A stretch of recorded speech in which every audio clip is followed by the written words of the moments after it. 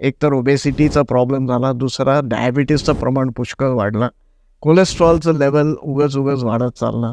हे सगळे कारणीभूत आहेत अर्ली हार्ट डिसीज होण्याचे. म्हणजे बेसिकली आपण आपली जीवनशैली चेंज करावी. 90% ऑफ द प्रॉब्लेम यंगमध्ये झालेले हे लाईफस्टाईलमुळे असतात आणि हे सुरू होते राईट फ्रॉम चाइल्डहूड. म्हणजे चिल्ड्रन्स ओबेसिटी ही पहिलंच आपण प्रिव्हेंट करूया, त्यानंतरच आपलं सगळं डायबिटीज, कोलेस्ट्रॉल वगैरेचे प्रॉब्लेम्स कमी होणार आहेत. दुसरं की तुमची हाय फॅमिली हिस्ट्री असेल, हाय रिस्क असेल, तर डेफिनेटली टेस्ट करून घ्या, डॉक्टरला भेटा आणि घाबरू नका. ट्रीटमेंट लागली तर सुरू करा. Treatment is much better than having the disease. आणि third thing is regular follow up, blood pressure, diabetes हे डेफिनेटली आफ्टर 40 तर डेफिनेटली चेक करत राहा.